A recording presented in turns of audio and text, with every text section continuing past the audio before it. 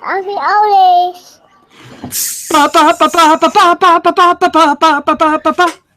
Hip and the lip. From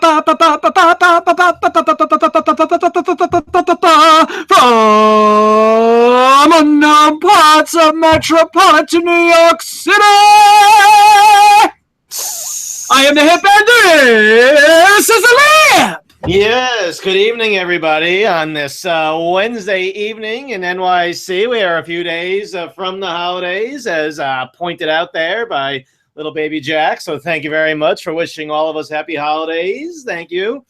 Indeed, a very, very busy show this evening, as we got lots to do as we head into the Christmas holiday and the end of the year and everything that goes along with it. So indeed.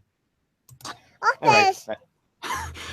Yes, we are Hip and the Lip, a New York sports podcast. We'll bring to you the Giants, of course. Yes, 10-4. Oh, God. Oh, tomorrow night, the Philadelphia Eagles. Oh, return punt for a touchdown, and they're going to lose tomorrow night. Oh, and the New York Jets. Oh, everybody cares about the New York Jets. And Bryce Petty, yes, he's playing so much. Oh, is he going to play on Saturday at New England? Oh, I can't wait. And the New York Knicks. Hey, the much anticipation. Yes, much anticipation. And the New York Knicks, who had a nice comeback win last night, down 15 points in the third quarter, hosting the Indiana Pacers. We'll get into that. And some, of course. Yes. Let's go in this. Of course, the New York Islanders and maybe a little bit of.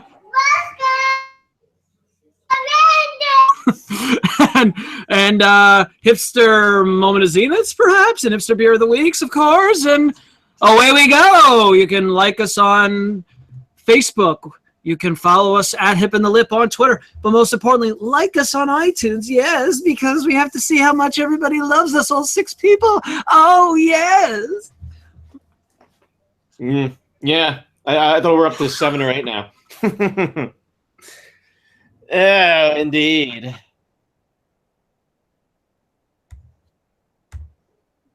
I'm Rouse.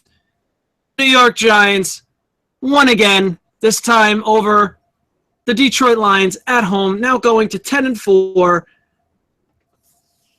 a game away from securing the first spot in the wild card round, and they could do it at Philadelphia tomorrow night against the struggling Philadelphia Eagles.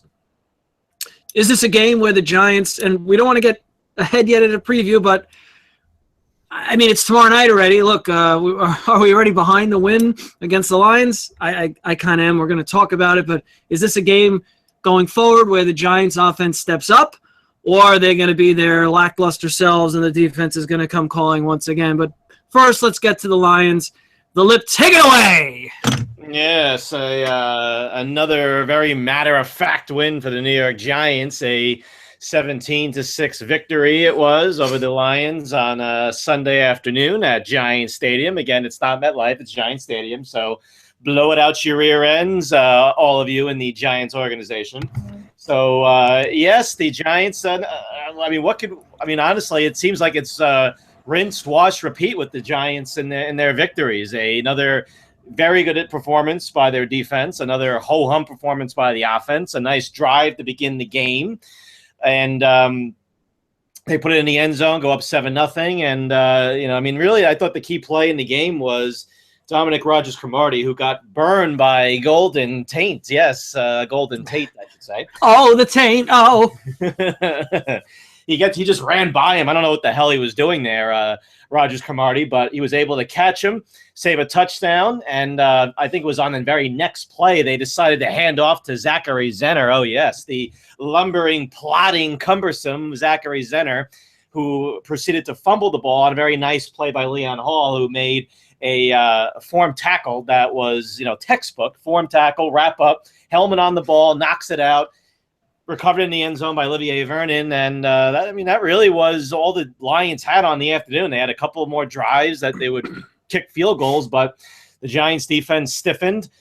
Another excellent day by the secondary, especially considering that they lost their now Pro Bowl cornerback, Janoris Jenkins. So really just another matter-of-fact victory. Odell Beckham making a big catch on 3rd and 10. on a drive in the I think it was at the end of the third quarter that set up his touchdown. A very nice one-handed grab by Mr. Beckham. I don't think he had. I think he maybe had another 1 or 2 drops, which seems like it's par for the course. But whatever. He made a couple plays, and I mean, that was really all she wrote. DRC, Rogers Cromartie with a interception at the end of the game in the end zone, and another kind of matter-of-fact, similarly scripted win that we have seen from this Giants team time and time again this season, as they are now 10-4. They control the fifth or the first wild card spot, the 5th seed in the NFC conference. Of course, they still have a chance for the division if they went out and Dallas loses out, but I would say that the odds of Dallas losing their last 2 games not very good. So the Giants most likely will settle into the 5 hole.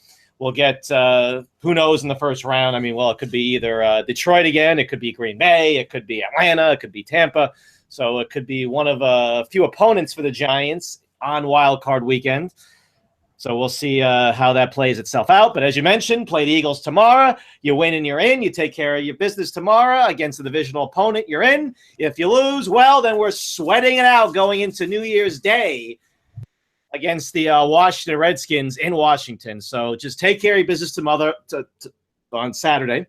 Tomorrow. Otherwise, we'll be sweating it out and worry that they're going to collapse and blow it and not make the playoffs if they lose to the Redskins on New Year's Day. And we'll lay out and I want to lay out the scenarios as well for the Giants to miss the playoffs, as it wouldn't be hip in the lip if we don't do that. But the Lions matched up pretty well. The Giants matched up pretty well against the Lions. Lions have no running game now because they were missing Riddick, so that was a key injury in the game for the Lions. Yeah, I mean, the Giants just completely stuffed them in the running game. Harrison, oh, my God. I mean, the guy is – They don't have any – the Lions have nobody, so it really made things easy for the Giants defensively. Maybe it didn't help them that they weren't using walkie-talkies this game. They got away with that last week. So yeah, maybe a little karma for the Giants since they ratted out the Steelers with their deflated balls. So – I guess a little karma for the Giants since they get fined for their walkie-talkies. Well,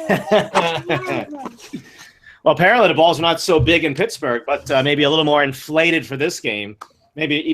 Well, the Giants were fined $150,000. Coach Ben McAdoo personally $50,000 for using illegal walkie-talkies. Win over the Dallas Cowboys. Apparently, the story is it was used for 5 plays on a fourth-quarter drive that ended, of course, in an interception on the pass intended for Victor Cruz.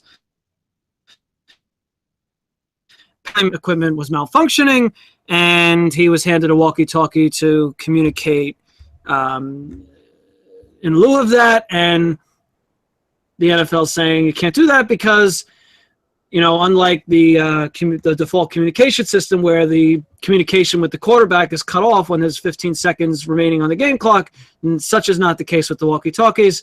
And so we're fining you. And I suspect the Giants knew that all along, and they didn't care because what was more important?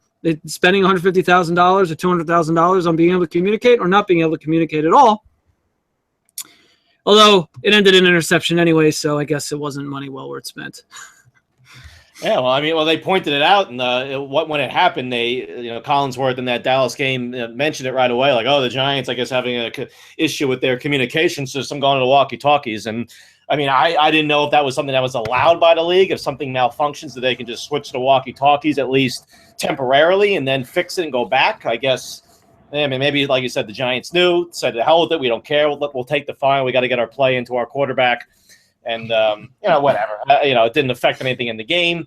He is a rookie head coach. Maybe other coaches would not have done that. They would have got the play into the quarterback by another method, another manner. But it doesn't matter. Whatever. They got fined. Oh, well. Like I said, maybe a little karma since they ratted out Pittsburgh. And with the Deflategate Part 2, which seems to have gone away. Nobody, I guess, cares about this Deflategate now. When the other one dragged on, it seemed like, for a year and a day or maybe 2 years and a day, whatever it was. So, oh, well, moving on. Oh, well. Odell Yeah. Beckham with really 2 game-sealing plays. The first would have been that punt return for a touchdown that was called second back. punt return called back Um, this year. Yes. So Stands the question: Matt- should they leave him in there now? I know Harris is usually pretty good, at least shorthanded, and Beckham almost screwed up. Actually, he almost muffed the punt. He kind of like got crossed up by a punt that he kind of like tried to get out of the way. It hit him. He was able to fall on it to avoid giving up a fumble there, but turn the ball over to the Lions. But he has to be better than that catching the ball. But if he offers that kind of explosiveness in the punt return game where you can change the dynamic of a game, maybe you just leave him in there and take you gotta leave him in there, especially with this offense. Sputtering. I agree. Yeah. I mean, I think they're struggling to score on offense. You need to be, and you can maybe get away with an occasional turnover because the defense will step up. If you had a crappy defense, maybe it'd be a little less inclined to take the risks on special teams. But that's a fair point, and they're great in the red zone. So even if maybe if you turn one over there in your own territory, maybe the defense can step up, make a play, keep them out of the end zone, as they have done, it seems like, all year. They have the #1 red zone defense in the league, the Giants. So it's a good point. And maybe they'll roll with him the rest of the way here and into the postseason if they get there. Let's go Giants. Yeah. So look, the playoff scenarios. If they win, it's simple. They're in. Yes, they got They got the 5 seed locked up with the division still possible. And things would really get interesting if the Cowboys lose on Monday night against the Lions, right? That's right. So the Lions. Yeah. So if the Lions can pull that one off and bounce back from their loss to the Giants, and the Cowboys slip up, and they were a little exposed against Tampa Bay, they couldn't really put them away. Tampa Bay came back and hung around on Sunday night. I thought was not. I expected Tampa Bay to give them a good game anyway, but Dallas got ahead early. Tampa Bay hung around, kept that one interesting. We could see the Lions taking on the Cowboys and serving up a loss to the Cowboys, which would then make, New Year's Day very interesting. Yes, indeed, it would. In that respect. But let's look at the flip side, because the hip likes to be pessimistic, and he's been the lip has been burned in the past. So what has to happen for the Giants to not make the playoffs? Obviously, if they lose out, they're at risk. They're not. They still might make the playoffs, but get us the nitty gritty here. Yes, for the eternal pessimist and those that just want to keep the application of the hipster doctrine. For those are not familiar with the hipster doctrine, it means low expectations. If you want to keep that in full force, yes, if the Giants lose out and finish 10-6, they could miss the playoffs. How? Well, it's not that complicated. I mean, I guess it could get more complicated, but we'll simplify it. If the Giants, the Buccaneers, and the Lions all finish with 10-6 records, all 3 in separate divisions, of course, the Giants would miss out based off of the NFC record tiebreaker. So that means that the Bucs and Lions are in as wild cards. That means that somebody else wins the NFC North. I guess it would mean that it would be the Packers.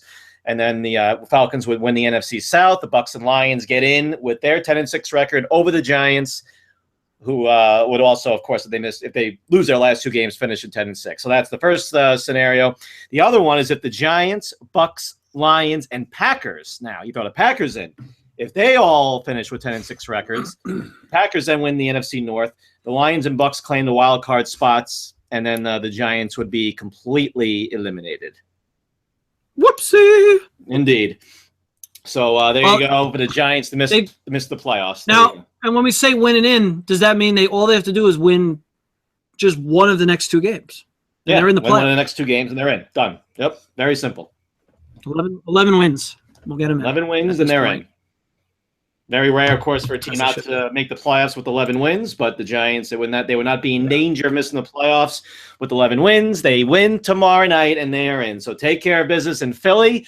They owe Philly another – well, they beat them already, but they owe them another one since they have had their troubles with Philly over the last well, it seems like they've had their troubles with Philly over the last decade and a half, going back to the Andy Reid, Donovan McNabb years with the Eagles. So go into Philly, beat them there. I always love going into Philadelphia in any sport. I always love going into that place, whether it's the Islanders going in there or the Giants going into Philly. Or, well, I guess the Sixers stink, so who cares if the Knicks go in there and beat them, because nobody cares about the Sixers anyway. But especially the Flyers and the Eagles, the two Philly teams that I personally can't stand. Go in there, beat them, clinch on their home field, celebrate in front of the Philly fans, and then listen to them boo Santa Claus or whatever they're going to do when they bring out Santa Claus onto the field for the holiday. The Eagles are going to be amped up for this one.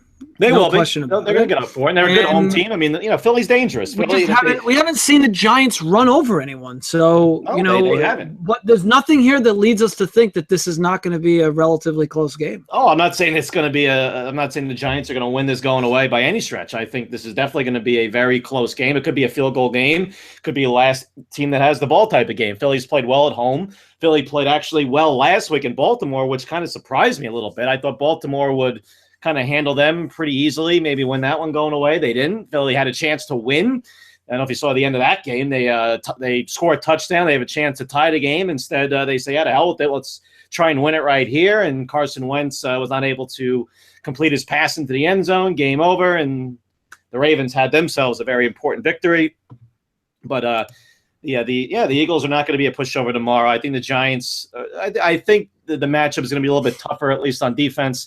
I think that, the Eagles are quick. I think the Giants could potentially have some issues with the quick corner, with the quick running back. They can get to the edge, a guy like Sproles or a guy like Smallwood, or I guess Matthews actually ran the ball last week. I think Matthews, they should have bottled up pretty easily. But no, I mean, the Eagles will get up for it. Rivalry game, divisional game. And whenever you have a divisional game at the end of the year, even if a team is completely out of it, you can not throw the record out the window per se, but you know that it's not going to be a runaway for the better team or the team that's playing for something. And I will tomorrow night.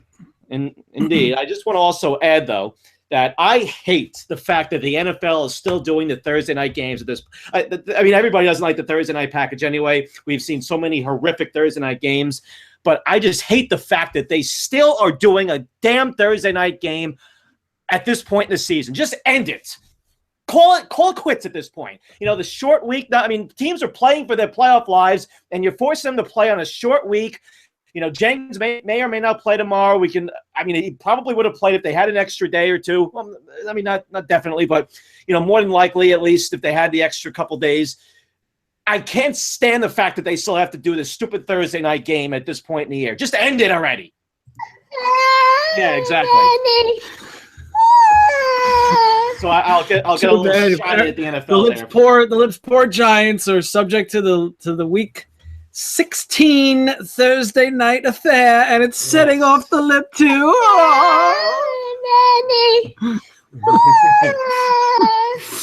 All right. I think I have a valid complaint here. I think it's ridiculous. I mean, and you hear more players sound off about the Thursday night schedule. You've heard Richard Sherman sound off about it.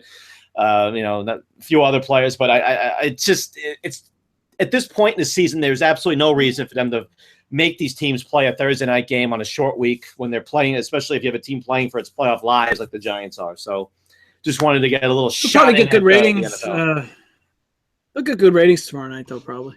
Yeah, I don't care though. I don't really give a damn about their ratings. But that's what the NFL cares about.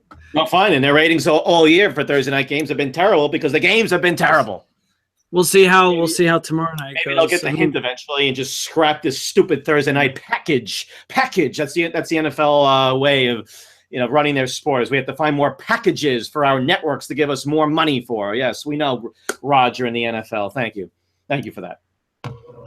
All right. Next. Yeah. All right. Well, with that, and with the cue from little baby H. Let's go Jets. Let's go Jets. Should we just leave it at that? Well, you confirmed that you were not at the game on Saturday night. Did you watch any of that ugliness on Saturday night? Oh, I watched the entire thing, and I was doing this. Bryce Petty, he looked okay in the first half, actually. I didn't think he looked that bad. I'm not trying to say he's the quarterback of the future, but he looked a little better than he had been. Until he was sandwiched by Sue and the other guy, and what was it, Cameron? Oh, yeah, and then it was the Ryan Fitzpatrick show, and well, the game just completely spiraled out of control, and I think the players at that point were done. You know, an interesting story. So we, our lead creative consultant and some other close friends have been regularly going to a tailgate Joe, before each home game that we attended. And of course, the one that we skip, guess who shows up to the tailgate before the game in person? If you're asking me to guess, that must mean that I would have a decent chance of getting it right. Yeah, and think like someone, it wouldn't make sense. Like it's is it somebody? Is it a famous person? Is it a former athlete or current athlete or? It is a current athlete. Current athletes. Think of it this way: it's week 15. The Jets suck, and so it's kind of shocking, despite all that this particular person showed up to the tailgate. So what do you think I'm hinting at? The Jets suck, and it's shocking that this athlete would show up, and it's a current athlete. It's an active Don't think too hard. Let's say he was passing by, okay? Because he was going to the stadium because he was going to play in the game. Oh. Well, I mean, I guess that could be any one of the Miami Dolphins or New York Jets that are playing. Yes, and all right, so go to one of the top 5 skill position players on the field in the game. Take a guess. Oh, I know. Austin Seferian-Jenkins. Of course. Well, he did have that DUI issue, so I guess that makes sense. Oh, I know. Kenyon Drake of the Dolphins, right? Oh, man. And you missed him? Right. You missed Kenyon Drake? So Brandon Marshall goes to the tailgate. An active player goes to a tailgate outside the stadium before the game. I just thought that was interesting. Was he participating in the tailgate? Was he having a few, knocking a few back? And who the heck knows? Well, if there's any video of that, you can imagine he would have gotten reprimanded hard. And look, no, I guess it's not the end of the world if a guy going into the stadium, just stops by a tailgate for a couple of high fives, But you just think to yourself, like, if he or the team were like really focused on winning this game, nobody's stopping at tailgates. Like it only confirms really like the state of the mental state of this team. That one of the team leaders is stopping at a tailgate. Maybe I'm overanalyzing this, but I think it's just. I mean, I think if he was actually knocking back a few and partaking in all the food and the ribs and the burgers and was just having a high old time with the fans when he should be getting ready for the game, then I don't think there's really much to look into. Is basically a guy that knows a veteran player, knows the season is over. But, I mean, I guess we don't know exactly his level of participation in the tailgate. I mean, I think he just passed by. I don't think he actually had any alcohol, but he did have a pretty bad drop in the second quarter. So, I'll just leave it at that. Let's go Jets. So, not much to hear about, for the Jets. The Jets, that's about it. I mean, they just got to, Bryce Petty, if he's good and healthy enough to play, he'll play against the Patriots. Gillette Stadium, that should be a doozy. Yes, indeed it should be, as the Patriots are trying to wrap up the number 1 seed after wrapping up their 13th divisional title in the last 14 years. And who would have guessed the team as the biggest threat to the number 1 seed for the New England Patriots is? The Raiders. How crazy is that? The Oakland Raiders, my God, they're actually still a team. They're actually still an NFL team. Wow, I think they may have led the league in Pro Bowl selections this year. Oh yeah, well, I usually say W gas to the Pro Bowl. I mean, it seems like it seems like you have like your second, third, and fourth alternates, and then maybe your fifth, and maybe the fifth alternates are the ones that actually go and play. So maybe Ryan Fitzpatrick will end up going to play quarterback for the AFC after all the other guys decline. I'm not going. Or I'm in the Super Bowl, or I'm not playing. I'm injured. Hey, Ryan, you want to play in the Pro Bowl? You had a Pro Bowl type season. Yeah. Well, All right. Well, okay. So enjoy watching the Jets close it out last 2 games. That's all I got. Well, I just want to throw in there something that I found very, very. Throw it in. No. Well, first, I want to get into Todd Bowles too, because he had a very interesting press conference. But just how about Matt Moore? Hadn't started a game in 5 years for the Dolphins, as Tanny Hill, as John Gruden likes to say. Tanny Hill was injured and may not play the rest of the season. So Matt Moore steps in and hadn't started a game in 5 years, and he completes 12 passes. A grand total of 12 passes for 236 yards. 12 passes completed. And just a little context, Dak Prescott against the Bucs on Sunday completed 32. 20 more passes for 279 yards. He's 32 for 35, I think. Yeah. So he completed an extra 20 passes for an extra, like 30 whatever yards? 40. Yeah. 40, 43 yards. 43 yards. I'm sorry. 43 yards. I just thought that was funny. Wow. I had to get that out there. So if Matt Moore completed 20 more passes at 2.5 yards a carry, 2.5 yards of completion, then he would have basically equaled Dak Prescott. 236 yards on 12 completions. I just think it's fun. And then Todd Bowles in the post game says, "I don't think we covered very well." Oh, really? You don't think it covered very well, huh? Well, you see some clips. Idea, Todd. You see some clips of Revis, and he's given all this cushion. He's just not the same guy. Revis is garbage. He's garbage. I mean, he went from being an all-world corner, like a future Hall of Famer, best on the planet corner, to complete garbage. I mean, he's done. I mean, he'd be lucky to even be able to play safety, which is what the corners do. The old corners do now.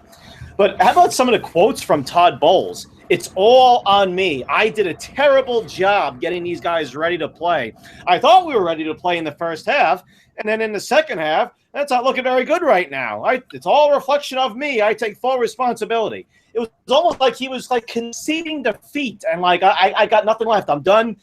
Fire me if you want. If you want me to let me keep the job, fine. If you want to fire me, fine. Whatever. It's almost like he was just completely defeated in the post game.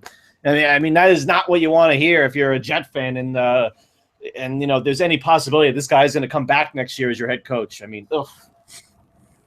Yeah, that was pretty ugly. I did see that. The good, the bad, and the ugly in New York sports, and we just talked about the good with the Giants, the ugly with the Jets. I mean, it's bad and ugly, but we'll call them the ugly, and we will of course have to get to the bad. But oh my God, how about tepid good with the New York Knicks? Yeah, I guess I'd say tepid is probably a good way to describe how good they are. Yeah, mildly good, okay, halfway decent. Well, I mean, look, Derrick Rose was back last night. Looked like he wasn't injured at all. And I think just watching him, he has those explosive plays to the basket that the Knicks just. It's just critical for them to hang around and be a serious contender. But of course, how many games is he going to play? 60%? It's a good question. I mean, and it's obvious. I mean, it is beyond obvious that he right now is the guy that's driving that team. And he's not playing. They are a completely different team. I mean, you just see what kind of a difference he makes, how good he can be when he's on and he's at least feeling healthy. And I mean, we've talked about the explosion that we've seen from him, that explosive first step, which is what made him so good in Chicago and helped win him an MVP. And if he's healthy and he's playing at his, at a top level, the Knicks are going to be very competitive and are going to win some games. If he's not in there, the Knicks could be a jumbled mess. And that's what we've seen with the Knicks. So we've seen the good, the bad, and the ugly with the Knicks, with Rose in and out of the lineup. And they finally got a good performance from Carmelo yesterday. I'll have some choice words for Carmelo as we're going to kind of branch out into the NBA. At least I want to devote a few minutes to branching out into the NBA. But Carmelo had a great game yesterday. Rose, Carmelo, and Porzingis all scored 20 points against the Pacers last night at the Garden. A nice comeback victory for the Knicks. And I think that trio combined for 32 of their 34 fourth-quarter points yesterday. So, obviously, we see how vital those three playing at a high level is for this team's success and any success that they will have. Yeah, they're fun to watch. Those three guys. So, you gotta give credit to Phil Jackson for figuring this out. I mean, a lot of criticism along the way. We'll see. I mean, and it's not like they've turned the world beaters here. I mean, we'll see. I mean, they still have issues. Noah's been god awful. Yeah, Noah's played a little better yesterday. A little. I mean, right now, I would say the race between worst free agent signing between Andrew Ladd and Joakim Noah. I would say maybe they're in a dead heap right now. I don't know who's going to win that race for top of the mountain for worst free agent signing of the maybe even in the history of New York sports. But but Noah's been awful. He's been wretched. But they do need him too because they have nobody else that plays defense. And if he can at least provide some kind of a presence on the defensive end, rebound a little bit, pass the ball from the low blocks since he's supposed to be a good passer, play some, give good help defense. I mean, if he's not going to do any of it, then they were even talking about moving away from him almost entirely. So they need more from him. They need him to be some kind of a factor. And if he is, and those three are going good and healthy. So they'll. Lip, you have to rejoin the pot. Lip, you're getting a little. You got to rejoin the podcast. You're getting a little staticky. I'll play some jingles while you do that, so that we can. We got to hear you loud and clear. All right. Rejoin it. All right. All right, we're gonna play. Well, not there's copyright issues, but at least I could do something like this. Jingle bells, jingle bells, jingle bells, jingle bells, jingle all the way. One more time. Jingle bells, jingle bells. Jingle bells, jingle bells, jingle all the taint. Ah, yes, the Lip, you are back. Okay, hi. Hello. Yes. Okay, much better. So I was just playing some Jingle Bells, and we all were pleasuring ourselves while we enjoyed your absence. Wait. Were you playing Jingle Bells, or were you playing the Arnold Schwarzenegger 1997 Christmas classic, Jingle All the Way? No. That just popped in my head. I don't know. So do you view a Carmelo Anthony absence on the same footing as a Derrick Rose absence? I take it, yes. Oh, obviously. Where would they ever be without Carmelo Anthony? Oh, that's right. They were without him in Golden State last week, as we did our podcast last Thursday, right before the beginning of the Knicks-Warriors game. And, of course, Carmelo Anthony decided that his earlobe was hurting him and he had to sit out. Oh, yes, Carmelo. Very good. Yes, I understand perfectly why you had to sit out of that game. And then, of course, he comes back for the next game against the Nuggets, in which they were completely and just utterly embarrassed and run out of the arena. And he calls it a must-win before the game. And then they go out and get their doors blown off and their rear ends kicked.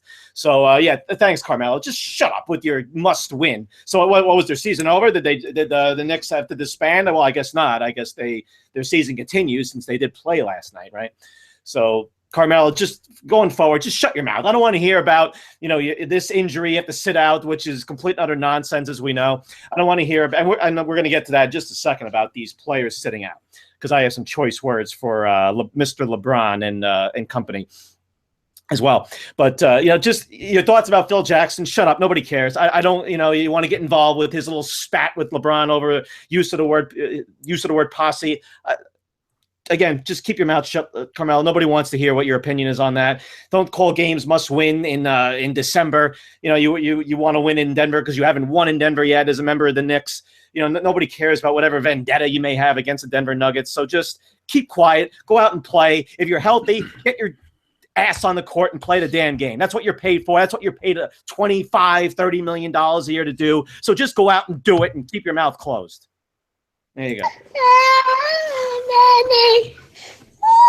Yeah, that's what Carmelo's been doing. So so that's why I feel it's okay to scold him here. So yes, thank you very much, Mr. Anthony, for showing up yesterday and assisting in the team's victory over the Pacers. Now, Mr. Hip, what are your thoughts on what's been going on with the NBA and these superstar players like LeBron sitting out? As I am personally just completely disgusted by it at this point. Yeah, it sucks for the fans. I mean, you spend how much money going to these games that, you got to get the tickets on StubHub. You got to pay a lot of money in advance, and you take your family and you make a whole night out of it. And, oh, yeah, by the way, LeBron James isn't playing.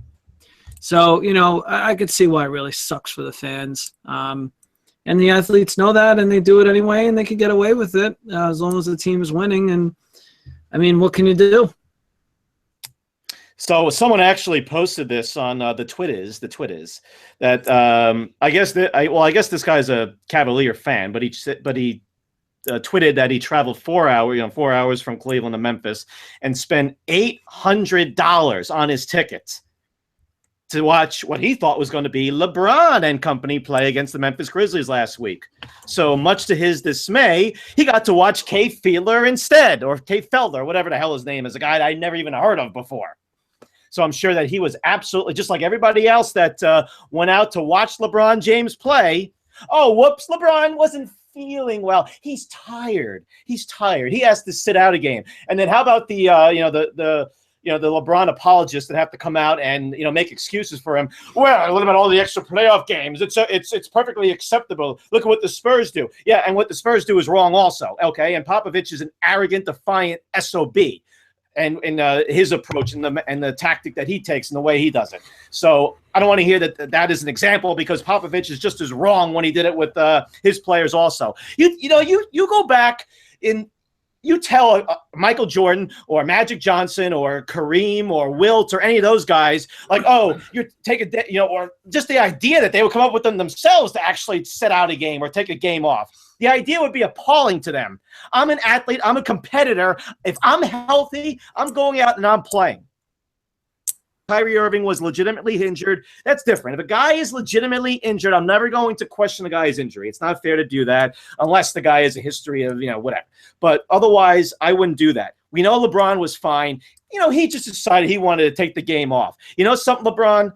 You make a gazillion dollars. You make a gazillion dollars playing basketball, being paid by the Cavaliers. You make a gazillion dollars with endorsements and everything else, and your brands and your marketing, and building up your LeBron business.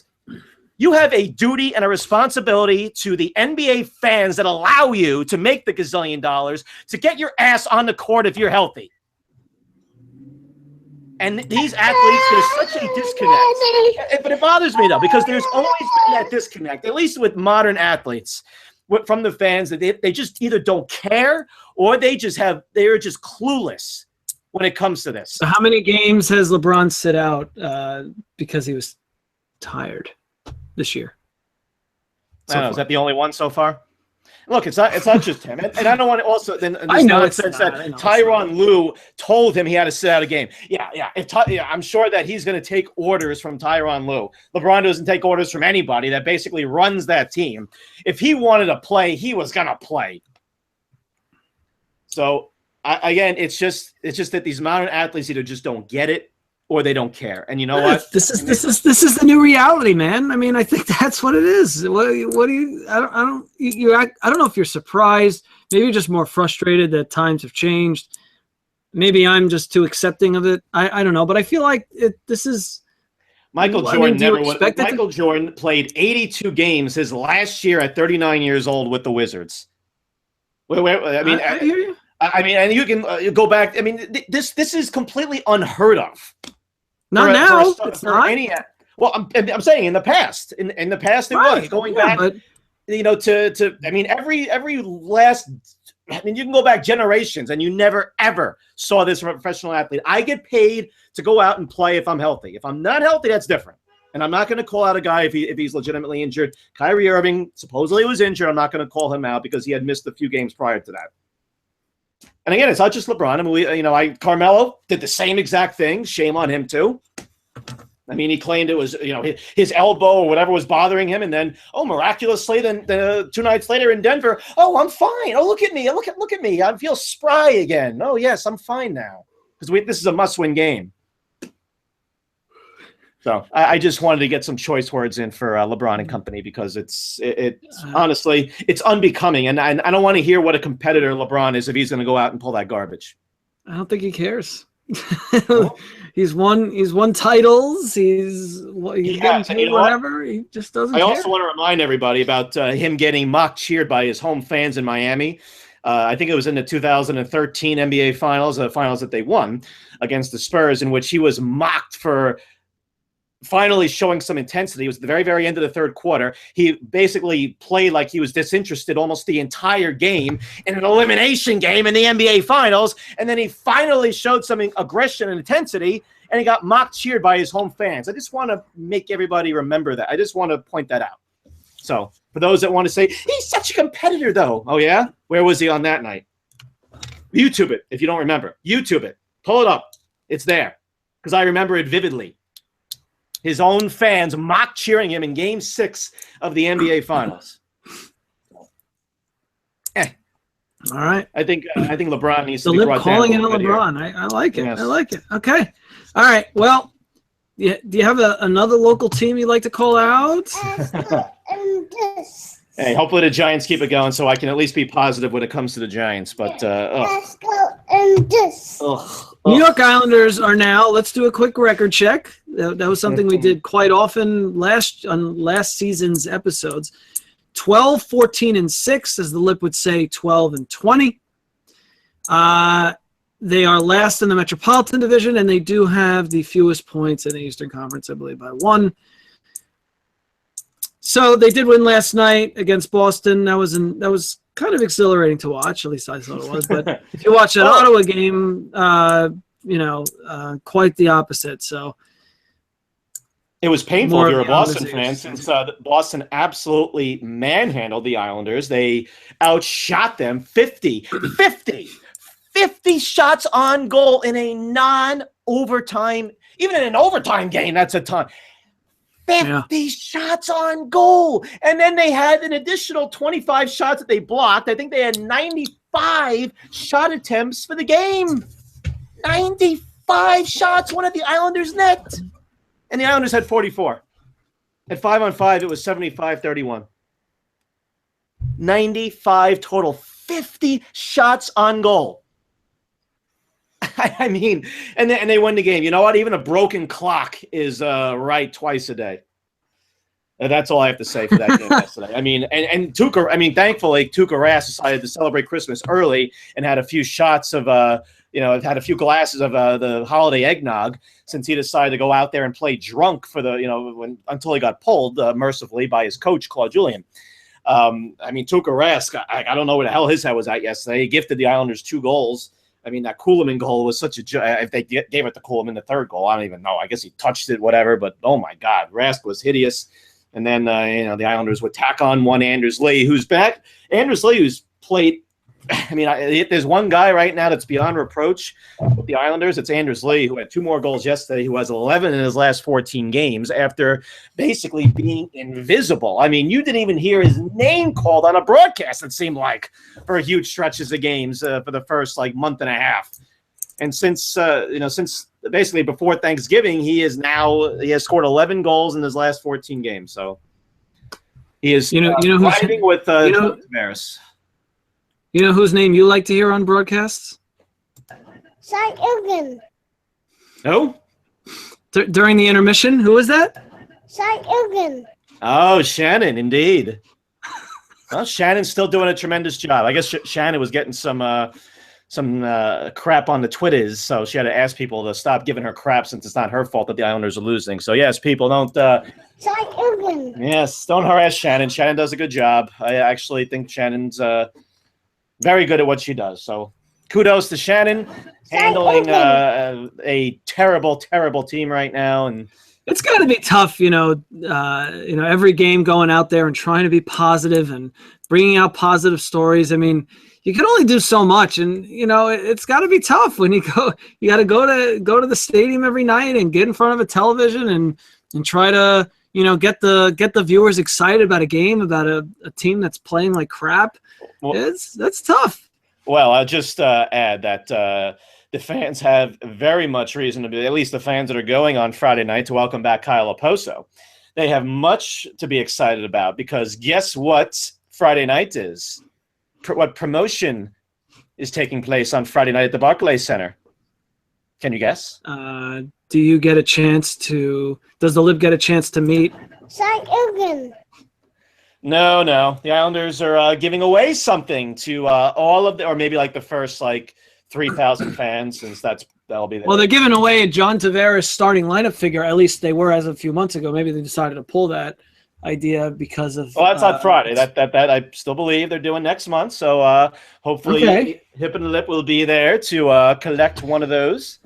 That's the plan. Starting lineup figurines. But Friday, the Islanders, in their infinite wisdom, are giving away to all of their fans a bobblehead. And guess who the bobblehead is of? Yes, you guessed it, Islander fans. John Tavares. Oh, wait, no, I'm sorry. It's not John Tavares. It's, Ralph Macchio. That's who they're giving away a bobblehead of on Friday. Ralph Macchio. Exactly. Well, they do show it at all the home games. He's at every home game, pretty much. Well, I think they always to be there, since they like to put him on the jumbotron. Hey, look, everybody! Oh, don't pay attention to the audience. Don't pay attention to the team the home team that's losing 6-0 right now. Look, it's Ralph Macchio. Remember the Karate Kid? Yay! Remember? Oh, I remember. Because the players on the ice can't make the fans feel powerful and strong, that they have to go to Ralph Macchio to get the testosterone pumping. Bobblehead. When did the Ralph Macchio phenomenon start? Because the Islanders have exactly 2 or 3 celebrity fans, so they have to point it out. When did going to him start? Is this last year that it started? Because they started in Brooklyn. E from Entourage, Kevin Connolly, I guess is his name, who's been in 3 movies, and now his career has been torpedoed after Entourage. And Ralph Macchio, who I think also did 3 movies, maybe a couple made-for-TV Lifetime movies or something after Karate Kid, and then that guy from Boardwalk Empire that they show on the scoreboard every now and again. I forget that guy's name. Oh, Bob! Who is it? Is it Bobby? Yeah, that's it. But how do you pronounce it? He goes to the Islander games. Yeah, they've showed him Bobby on the scoreboard. Cannavale or something. He was in that HBO series. Getting a little off topic here, but that HBO series Vinyl. Oh yeah, that's right. Which was canceled. Gone. But he was the show basically, and I thought it was a great TV series. I'm a kind of a music buff, rock music, and basically it's about a struggling record company in New York City in the 70s, with changing popularity of music, shifting off of some rock and roll to disco, and the punk rock scene, and so it's a really, really good show. But it got canceled. I'd say watch it even for a season. So yeah, he's great in it. It's anyway. So I didn't realize he goes to the games. Yeah, he is. I don't know how many games he goes to here, but he was actually I think at the playoff games last year, at least the ones against Florida. So they showed up. As I was there, I saw him on the scoreboard. They showed him, and yep. So he's one of the 3 celebrity Islander fans. So I wonder if Kevin Connolly and Bobby Cavanale. I pronounced his last name. If they're going to get their own bobbleheads too, I wonder if they're going to be jealous that Ralph Macchio gets his own bobblehead and they don't. Bobby Cannavale. I bet they're going to be very, very upset if they don't get their own bobbleheads too. Of course, they can give out plenty of Cal Clutterbuck bobbleheads now, since he's going to be here for the next 5 years at only $3.5 million a clip. since they now decide to sign every single one of their third and fourth line players to big money. But top line players, first line players, we don't need those guys. We got plenty of character. We got plenty of gritty character guys to fill out our lineup, and we're definitely going to win with those guys because that's how every team wins. Yes, exactly. Snow must go.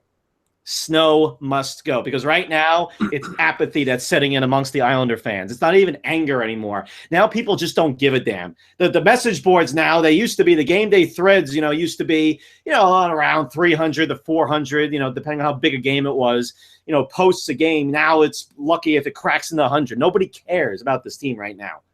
Nobody gives a damn because they're awful. They are painful to watch. It's not even how bad they are. They are a boring, listless, just awful hockey team from every angle, everything. And changes are needed now. And I don't want to sound like a broken record. I know I've said it. My opinion has not changed. The owners remain silent. They still have said nothing. We still have no idea what the hell they're doing. But right now, this is a team that's a complete and utter mess. They are as big a mess as the Jets right now. I know Jet fans, you like to think that you're the most tortured fans in New York. We're right up there with you, if not more tortured, because our team, after supposedly rebuilding this thing, well, they've crashed and burned. And Garth must. And they scored! Yeah? Good. And they scored! They score! Yeah. Yeah, I could be saying that too many more times this year. Maybe Andrews, maybe a few more Andrews Lee goals. Maybe he'll crack the 30 mark. I don't know. We'll see. Since John Tavares now will be lucky to crack the 20-goal mark and the 60-point mark. The former MVP candidate, who right now is looks like he is lost out there. I mean, he's playing okay. I mean, he's not that he's playing that badly, but he is not producing much. And I mean, he right now is probably saying, "What the hell? What am I doing here right now? Why the hell would I ever sign a long-term deal to stay here?" That's probably what he's thinking right now. Fair question. When the savior is here, though, Steven Gianta was just called up. Our savior has arrived, Islander fans. We called up Steven Gianta, the former New Jersey Devil that embodies everything we want in a hockey player. No ability to score, no ability to produce any offense, but plenty of character and grits. Oh, yes, we love those character guys, especially Andrew Ladd, who demonstrates so much character when he meekly tries to get the puck out of the zone after standing around watching the other team skate circles around him, and then essentially giving up a goal to the Bruins yesterday because he couldn't get the puck out of the zone. Oh yes, the amazing Andrew Ladd and his 4 goals. Yes, well, Steven Gianta sounds like another Brian Strait, so looking forward to watching him. Well, I wouldn't go that far. I mean, Brian Strait, I think, has carved out his own little niche in Islander history, especially amongst the diehards. Is he playing right now anywhere? Yeah, I don't know if Winnipeg. He was in Winnipeg. I don't know if they. I don't think he's playing with I don't think it was with the big club. Either he's in the minors or maybe they just cut him. Like, yeah, we've had enough of you. Next. All right. Indeed. All right. Next. All right. So Islanders, welcome back, Kyle Oposo Friday. Islander fans, get your Ralph Macchio bobblehead and make sure that you cheer very loudly for Kyle Oposo to shove it right down the throat of Garth Snow and right up the rear end of Garth Snow for not even offering him a contract and giving us Andrew Ladd. The lip, what up? So before we get to a conclusion here, are there any choice words or other nonsensical topics that you care to share with us briefly this evening?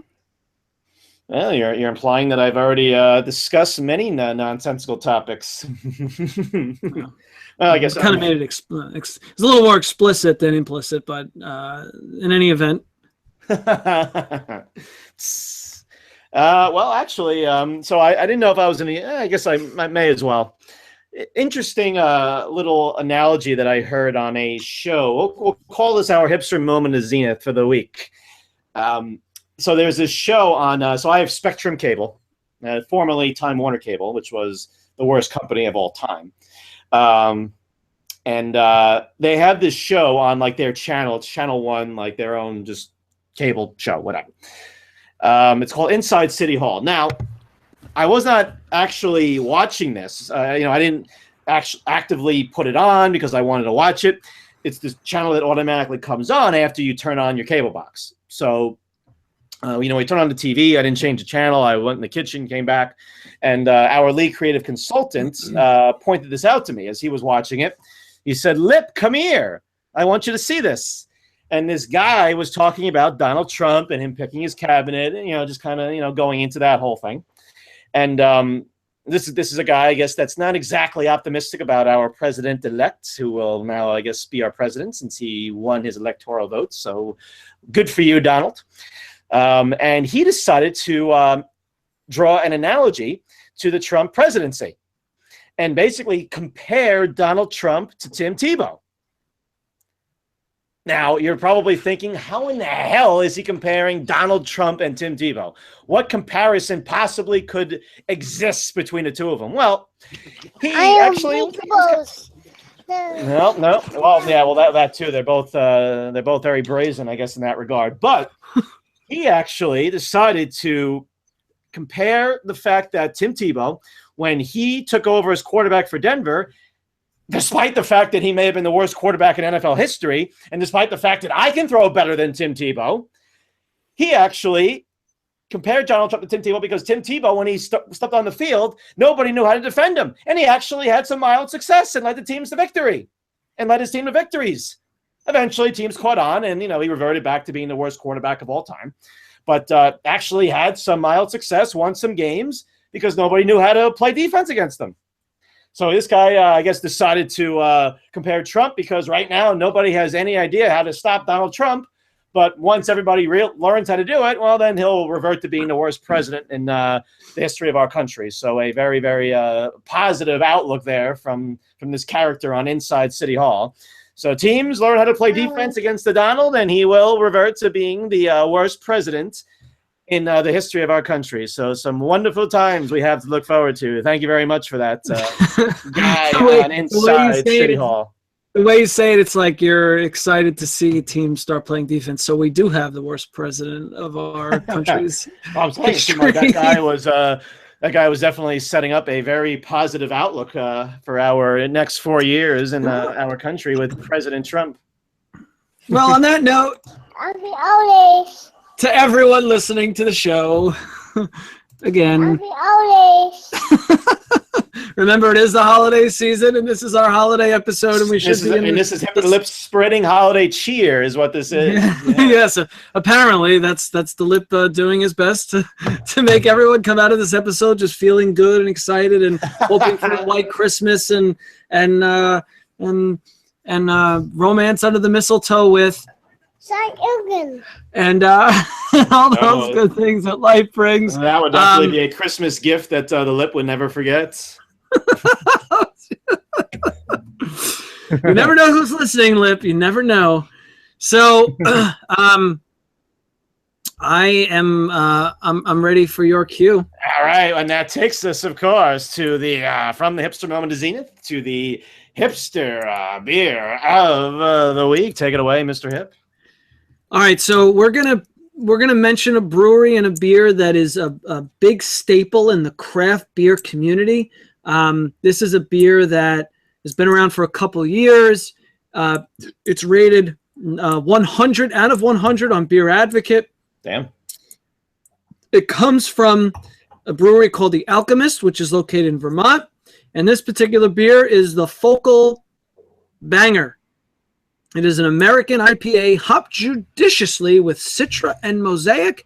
Oh, and interestingly, what the can says is to drink the beer from the can. They tell you, the brewery instructs you to not pour it into a glass and drink it, but that the flavors are retained more favorably and enjoyably if you drink the beer directly from the can. You know, a lot of folks nowadays are inclined to pour it out so they could see the color. You know, if it's hazy, it's more intriguing, especially for an IPA, take in the aromas. Well, the Alchemist says, screw all that. Drink it from the beer. Drink it from the can.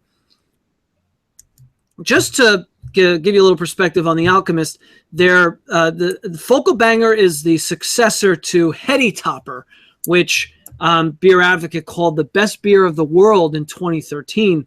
So, craft beer has been around for a few years. We all know that, but it's really taken off in the last year or so. But the Alchemist is, if you're looking for like a relative old school version of a craft beer IPA, get the Alchemist Focal Banger. That's the one I tried last week for the first time. Thought it was great. I haven't tried Heady Topper, but nowadays, actually, I've noticed that they're getting distributed a little bit in the New York area. Ooh, I think this is fairly new. Go out and procure one for himself. I mean, good luck finding it in a store. I think you just have to be at the right place at the right time. You might get a little more lucky in bars. Of course, you have to pay a little more, but it is around. It's not impossible to track down, unlike some other beers that we've described on the show. So that does it. This is your holiday episode. We want to wish everyone Happy holidays.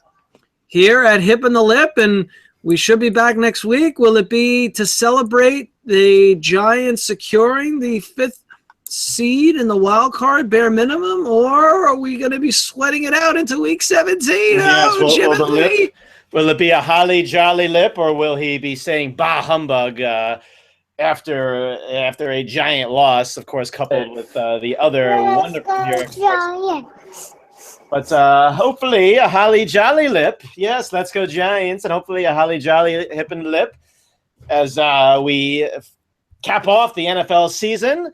And the Jets, mercifully, their season will finally come to an end, and they can close the book on this wonderful 2016 NFL season. Hopefully for the Giants, it'll continue into the postseason, and we can maybe have some fun with that.